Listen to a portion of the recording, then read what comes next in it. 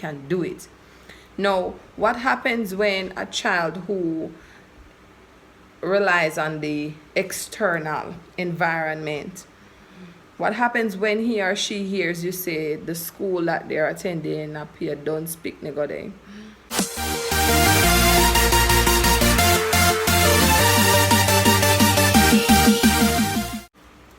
Hello, my lovely people. Welcome back to Let's Chat with your girl Marie, of course. I hope you're all doing fine. For those of you who are new to my channel, my new viewers, welcome to my channel. I hope you're all enjoying all the good stuff that I have posted before, and I hope you all will stay tuned for what's to come. And sure, guys, before I go any further, if you are new, as I mentioned, if you have been here before but you have not yet subscribed, please ensure that you hit on that subscribe button, guys. Click on that notification bell so you are notified each time I post a video, guys. It only gets better from here. This has been on my mind for quite some time now as it relates to the PEP exam here in Jamaica, right?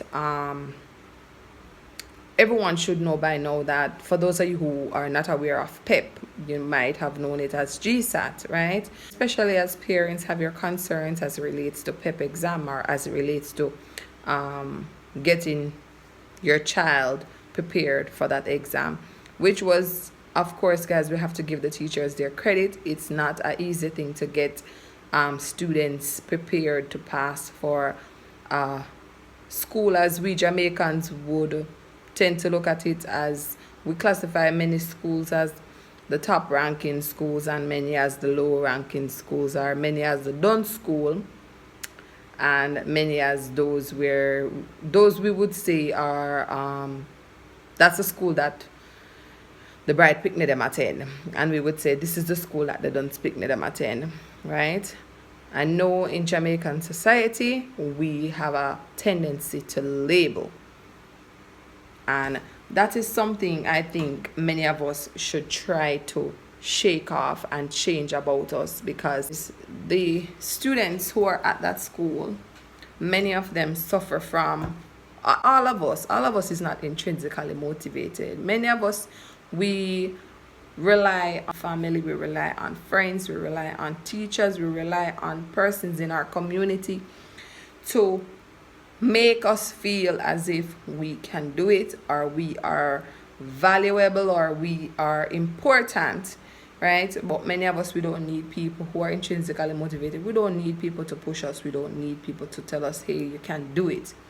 Now, what happens when a child who relies on the external environment, what happens when he or she hears you say the school that they're attending appear don't speak degrading? Now, parents, the reason for making this video, guys, I just want to reach out to parents to be, as well as parents and members of society. Yes, if you are like that, to label schools and to carry down children or carry down people picnic that you see pass for a school that you classify, or you hear persons classify it as done school, or appear don't speak negode, or it's a low performing school, stop it. Stop it, guys, because you don't know how much that is hurting children that attend that school.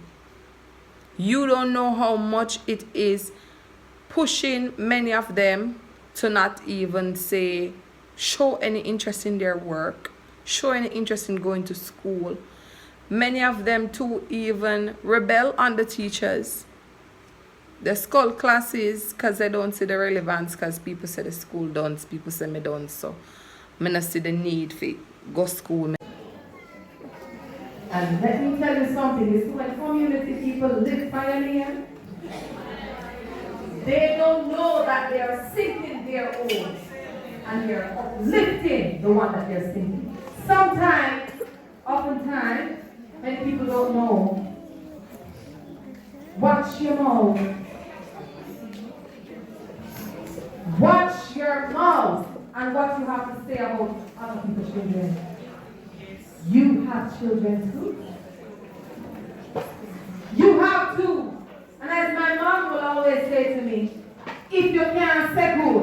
teachers too who tend to label students in their classroom according to performance. Stop it as well, because sometimes the students who you think will not turn out well, those are the students who tend to turn out well.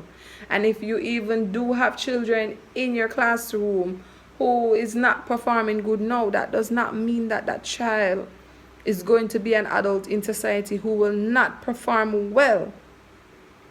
High school, primary school, early childhood has nothing to do with your child's outcome in life. And let me say that again. The school your child attends has nothing to do with your child's future. So parents, don't feel as if because your child might pass for a low performing school according to society, you feel as if your child's future not go bright. Don't. And persons in society too tend to look at students who attend high performing schools. They treat them better. I'm aware of that as well, and that is very corrupt. Don't bash any school. Don't bash any school, and that's the point, or that's where I want to reach. Don't bash any school. Don't bash the students. Don't label them. And if you are one of those teachers too who love call students pretty dunce or empty barrel, or you not come out to nothing good, or even if you're a member of society and you tend to do that even to your own children, stop it. Practice to wish people, children, and even your students, wish them well. Don't just handpick those you think is worth for you to show love and show respect, because you dare not know how that child or how that student will turn out. And I've seen that happen in society. I am an example of one. I wasn't treated in the best way, to be honest with you all. And remember too, parents, that you are raising an adult to be. Every time you look at your child, remember that you are raising an adult to be. So raise them in the way in which you want that child, the type of adult you want that child to be. It doesn't matter the school that your child has had. It is the ambition. It is the determination.